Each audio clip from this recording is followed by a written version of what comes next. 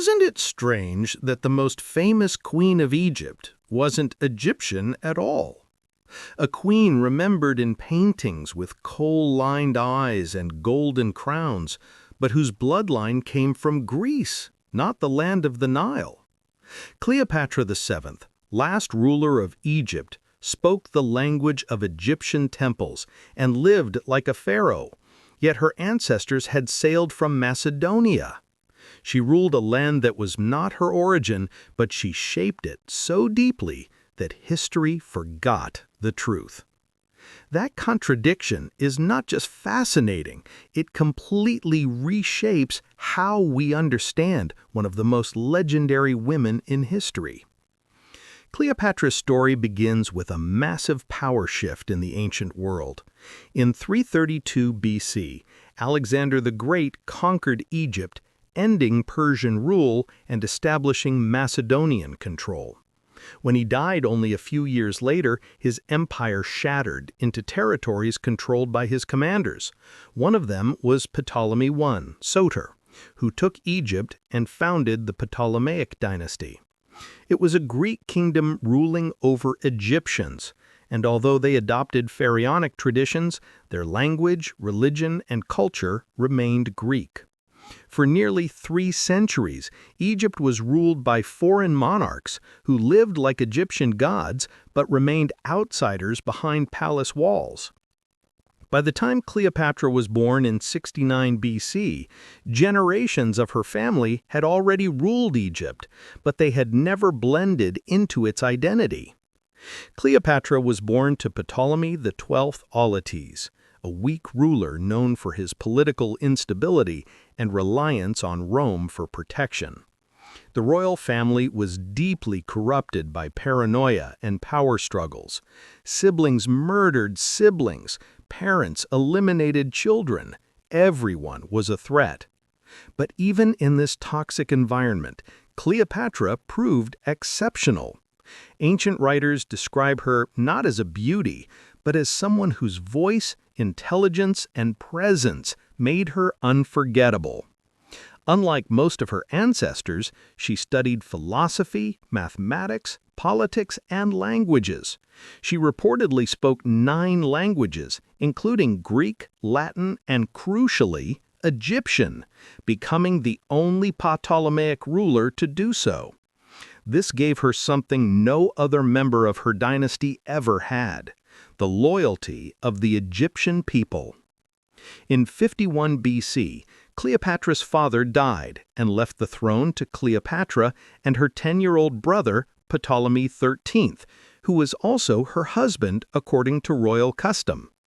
But power was never shared peacefully in Alexandria. Cleopatra immediately tried to rule independently, placing her face alone on coins and removing her brother's influence. The advisors of Ptolemy XIII reacted violently. Within a short time, Cleopatra was forced out of Alexandria and fled to Syria. But this was not defeat for her. It was strategy. She gathered an army and waited for the right ally. And the most powerful ally in the world arrived in Egypt that same year: Julius Caesar. Julius Caesar had come to Alexandria in pursuit of Pompey, his rival in the Roman Civil War.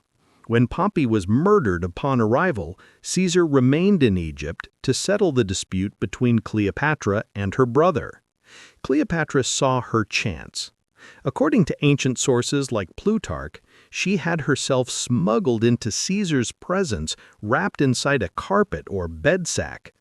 When the cloth was opened, Cleopatra emerged not only as a queen seeking justice, but a political tactician who understood symbolism and timing better than any general.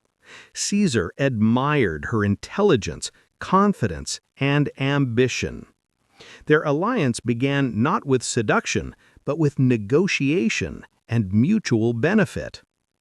With Caesar's support, Cleopatra returned to Alexandria. The city descended into civil war. Ptolemy XIII's army faced the combined forces of Cleopatra and Caesar.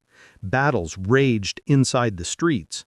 The famous Library of Alexandria is believed to have suffered damage during this conflict. Eventually, Ptolemy XIII attempted to flee across the Nile, but drowned in the river. The same river that symbolized Egyptian life became the grave for a king who never ruled it. Cleopatra was restored to the throne. To maintain the tradition of sibling co-rulership, she married another brother, Ptolemy XIV, but she held complete control. She soon gave birth to Caesar's son, Ptolemy XV, known as Caesarion. Cleopatra now had what no foreign queen ever had, a child linked to the most powerful man in the world. In 46 BC, Cleopatra traveled to Rome, where Caesar honored her publicly, even placing a golden statue of her in the Temple of Venus. For Romans, this was shocking. A foreign queen, displayed like a goddess, living openly in Caesar's villa and influencing political affairs, it was a scandal that shook the Republic. Cleopatra saw Rome at its peak and understood something monumental.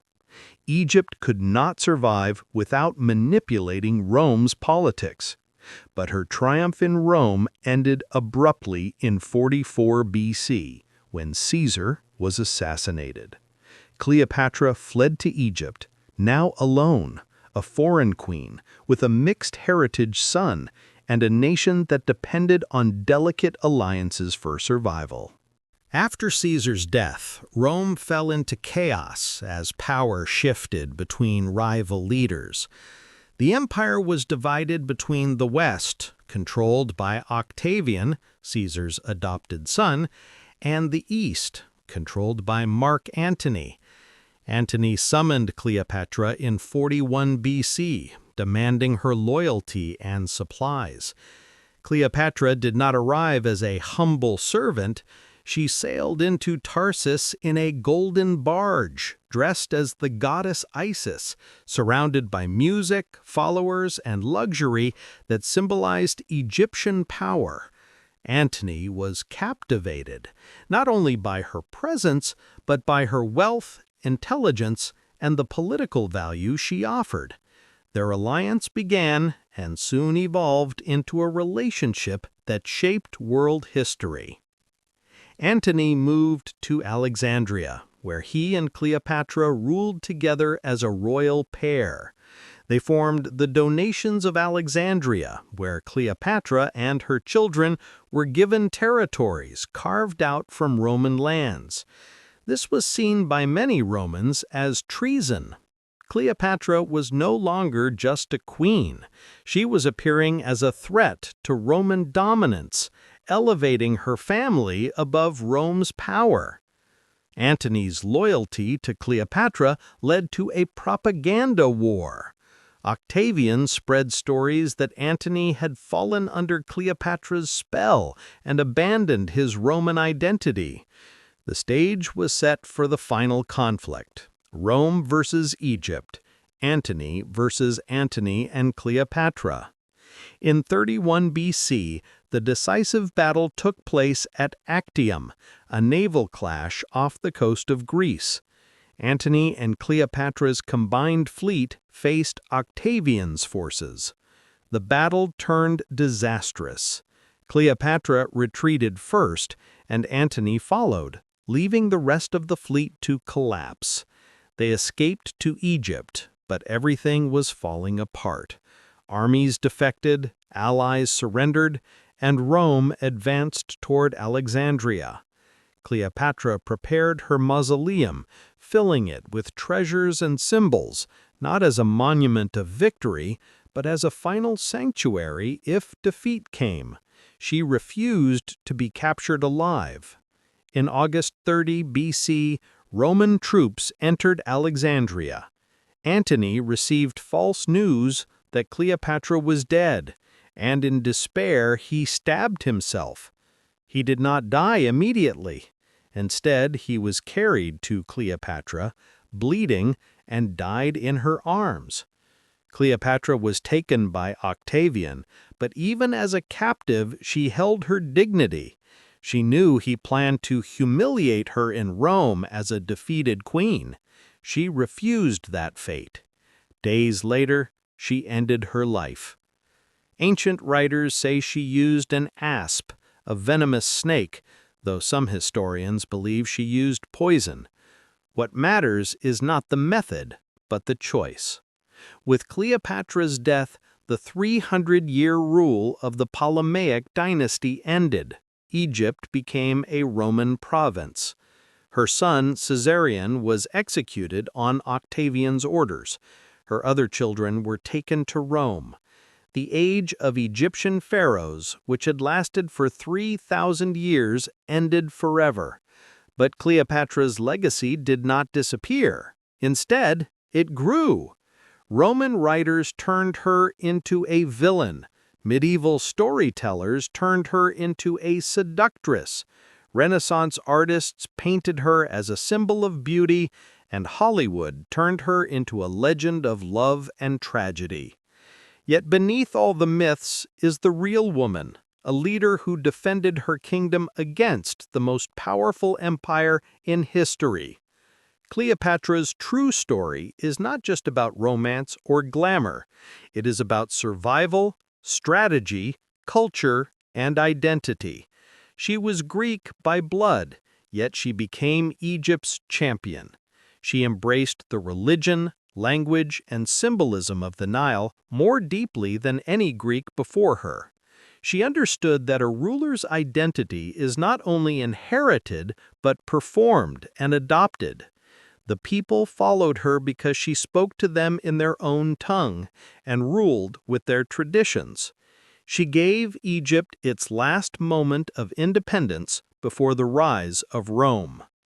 Her life leads us with questions that still echo today. What makes someone belong to a place? Blood? Culture? Action? Cleopatra was Greek by ancestry, Egyptian by choice, and global by impact. She proved that identity can be reshaped through loyalty and responsibility. Her empire collapsed, but her influence survived 2,000 years. She is remembered not as a foreigner ruling Egypt, but as Egypt's last great queen. Her story remains a reminder that history is not always what it seems. Sometimes the greatest defenders of a culture are the ones who were never expected to protect it. And so the story ends where it began, with a contradiction that became a legend. The most iconic Egyptian monarch was not Egyptian. Yet she left a legacy more powerful than blood or birthplace. Her courage in diplomacy, her intelligence in politics, and her refusal to submit even in death make her one of history's most compelling figures. The moral of Cleopatra's life is that identity is defined not only by origin, but by action. Power belongs to those who understand it, and legacy survives only when someone is willing to risk everything to protect it. Cleopatra risked everything and earned immortality.